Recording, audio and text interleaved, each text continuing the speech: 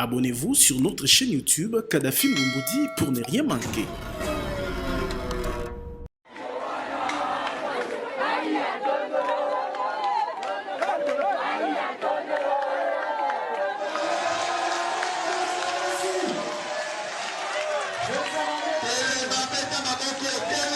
La Constitution étant la loi fondamentale et la première morale politique d'un démocrate, patriote et républicain.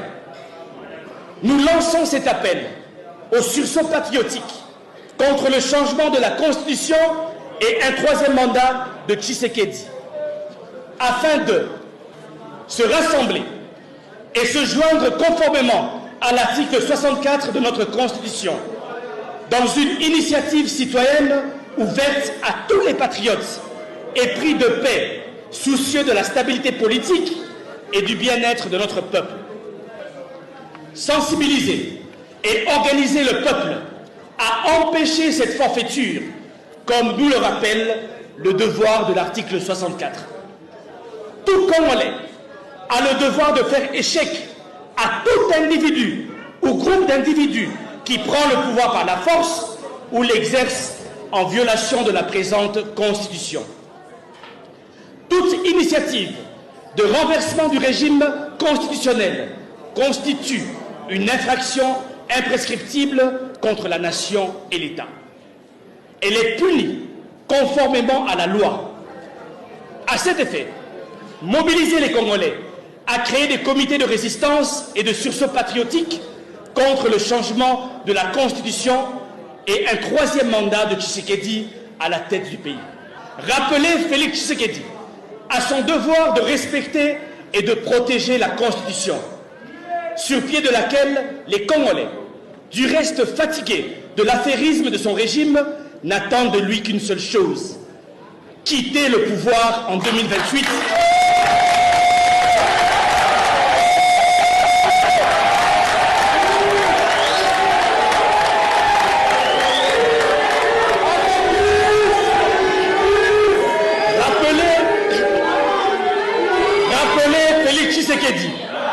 À son devoir de respecter et de protéger la Constitution, sur pied de laquelle les Congolais, du reste fatigués de l'affairisme de son régime, n'attendent de lui qu'une seule chose: quitter le pouvoir en 2028.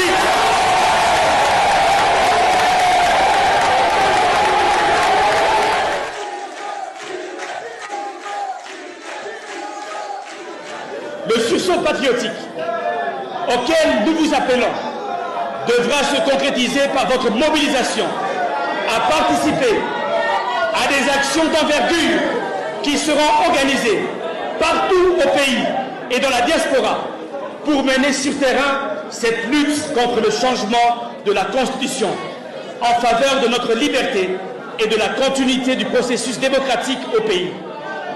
Un calendrier d'action sera publié à Kinshasa et dans les provinces.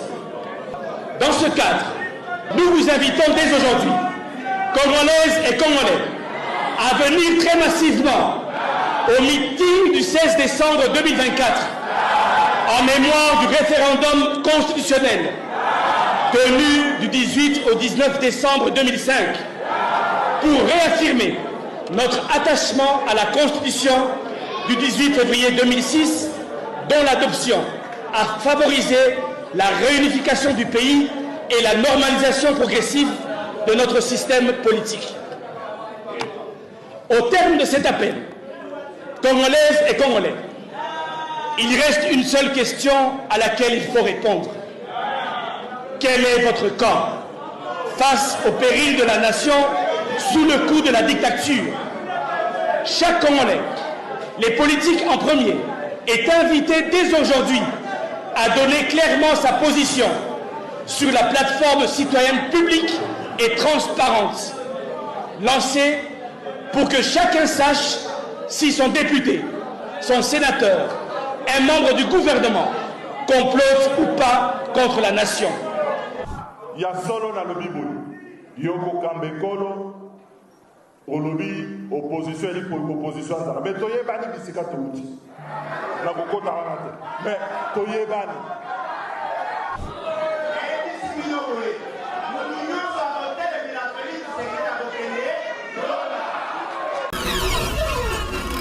Abonnez-vous sur notre chaîne YouTube Kadhafi Moumoudi pour ne rien manquer. Empêcher un coup d'État que le pouvoir actuel veut perpétuer contre la République et contre la démocratie en changeant la Constitution. Nous disons, le 220, c'est le compromis de toute la lutte politique et démocratique dans notre pays et il doit être préservé et nous ne voulons pas un retour en arrière. Et un rendez-vous déjà pour ce 16 décembre, c'est pour quel objectif? D'abord, il faut sensibiliser le peuple parce que les gens ont tendance à oublier que cette constitution est passée par référendum, contrairement à ce que prétend le pouvoir en place. Le 18 et 19 prochain, ce sera l'anniversaire justement de ce référendum. Et donc, nous nous retrouvons un jour avant pour dire au peuple que cette constitution doit être protégée pour le bien de notre pays, pour sa stabilité et la cohésion nationale. Est-ce que comptez-vous aussi réunir certains cadres de l'opposition par rapport à cette manifestation? Parce qu'il y a certains qui ont... Le sursaut national, l'appel qui a été lancé, est lancé à tout le monde. Les acteurs de la société civile, l'opposition comme la majorité, il y a une plateforme qui est ouverte et chacun doit se prononcer. On doit savoir aujourd'hui, face à cette menace sérieuse contre la démocratie et la République, où est-ce que les uns et les autres se situent? Que vous soyez député, sénateur, acteur de la société civile, ceci vous concerne. Donc c'est ouvert à tout le monde. Cette plateforme est-elle anonyme? Y a-t-il un nom? C'est le sursaut national contre le changement de la Constitution et le troisième mandat de M. Tshisekedi. Parce que c'est l'objectif poursuivi par le pouvoir que nous voulons contrer en protégeant la Constitution actuelle, la Constitution du 18 février 2006. Visiblement, ce pouvoir ne veut pas reculer dans son initiative. Est-ce que vous allez le contrer avec des stratégies beaucoup plus efficaces? Nous allons nous mobiliser. L'appel a annoncé un calendrier d'action et d'activité. Nous allons user de notre droit constitutionnel par des manifestations pacifiques et démocratiques pour empêcher que ce coup d'État ne puisse être perpétué. Merci. Abonnez-vous sur notre chaîne YouTube Kadhafi Moumoudi pour ne rien manquer. Ce que nous devons également souligner, c'est l'accompagnement timide, mitigé de la justice dans la prise en charge des dossiers de détournement des deniers publics. On peut bien aujourd'hui parler d'une justice malade, mais nous, en tant que service de contrôle, nous pouvons vous dire que nous avions fait des dossiers, nous sommes allés auprès de cette même justice, il y a des dossiers qui ont abouti, il y a des dossiers qui n'ont pas abouti. Alors il faut reconnaître cet effort-là, parce que nous avions, avec nos dossiers, nous avons aujourd'hui des gens qui sont en prison. En 4 ans, l'inspection générale des finances a eu à avoir au moins 5 procès, il y a des gens qui sont en prison. Bien sûr, il y a des dossiers qui n'ont pas abouti, mais pour les dossiers qui n'ont pas abouti, il faut aussi retenir, lorsque quelqu'un est innocenté, ce n'est pas parce que forcément il est innocent, parfois aussi, le ministère public n'a pas été capable de convaincre les juges de la culpabilité. Mais la personne n'est pas innocente, la réalité. C'est aussi une réalité. Alors, donc, nous avons été, il faut le dire, timidement accompagnés dans certains dossiers qui ont fait que nous avions pu faire les avancées. Nous souhaiterions que ce soit un accompagnement beaucoup plus actif aujourd'hui. L'élément suivant, c'est la mise en place des méthodes préventives de contrôle des finances publiques. Pourquoi nous sommes passés dans la mise en place des méthodes préventives? Longtemps, on est resté dans des contrôles a posteriori et dans un environnement pourri. Lorsque quelqu'un a déjà détourné les deniers publics, il détient par derrière lui des moyens importants de poursuivre devient véritablement un combat. Alors, il fallait activer des mécanismes qui étaient déjà prévus dans notre finance publique, des mécanismes préventifs de contrôle, notamment les contrôles a priori. Et l'inspection générale des finances a mis en place la patrouille financière qui est un contrôle a priori, un mécanisme préventif pratiquement dans beaucoup de points de contrôle au niveau de la dépense publique, la chaîne de la dépense publique à la Banque centrale, dans les établissements et entreprises du portefeuille de l'État. Et enfin, il faut noter dans cette évolution l'application des sanctions administratives à la compte des mauvais gestionnaires. Est-ce que quand il y a des cas de détournement, des cas de corruption, il faut toujours attendre les décisions judiciaires?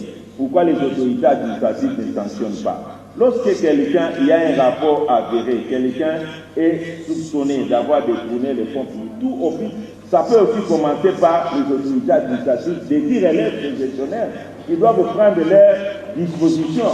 Mais on dit toujours il faut aller à la justice, il faut aller à la justice. On vous amène un DG, on vous dit qu'il a détourné. Les faits sont là. Mais vous pouvez prendre des mesures préventives en attendant que la justice puisse venir pour confirmer les faits. Voilà, ça aussi. Donc nous avons travaillé sur ce volet-là, des mesures préventives à prendre par les autorités administratives. Il y a l'élément suivant, l'activation des mécanismes prévus dans la Convention des Nations Unies pour la lutte contre la corruption, notamment la publication des rapports. Et là, voilà, merci. Il me reste 2 minutes, je dois aller rapidement. Nous avons...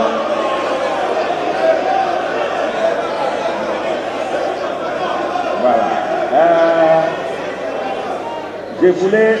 Je voulais rapidement dire à ce sujet que la Convention des Nations Unies pour la lutte contre la corruption prévoit la publication des rapports de corruption tout en préservant ce que vous appelez en droit la présomption d'innocence. Ici, chez nous, comme les rapports des faits de corruption n'étaient pas publiés, tous les organes de contrôle travaillaient sans publier, les gens n'étaient pas dissuadés à quitter les terrains de la corruption. Et vous savez, les corrompus, les détourneurs tiennent à leur dignité. Et ils ne veulent pas que vous puissiez rendre publics les rapports. C'est pour cela que nous avions pensé qu'il fallait aller sur ces terrains-là pour les dissuader à quitter en attendant que la justice vienne confirmer les faits. Donc la publication-là, nous pouvons vous rassurer que tenait compte de la présomption d'innocence parce qu'en enlevant les noms des personnes concernées, mais nous publions les faits de corruption constatés dans les entités publiques. Nous avons également travaillé pour mettre à contribution la société civile dans les actions de la lutte contre la corruption. Les organes étatiques de contrôle peuvent être limités, mais la société civile qui exerce les contrôles citoyens peut être en partenariat avec les organes étatiques pour ensemble faire booster les terrains de la lutte contre la corruption. Enfin, les actions des partenaires qui ont contribué, c'est aussi la sensibilisation de la population pour les méfaits de la corruption. Nous avons compris que la population congolaise ne maîtrisait pas, ne comprenait pas les méfaits de la corruption. Alors nous avons travaillé avec beaucoup de journées d'échange pour sensibiliser les gens à comprendre que la corruption était la source principale de notre misère. Maintenant, quelles sont rapidement les pistes de solutions? En ce qui concerne les pistes de solutions, abonnez-vous sur notre chaîne YouTube Kadhafi Mboumoudi pour ne rien manquer.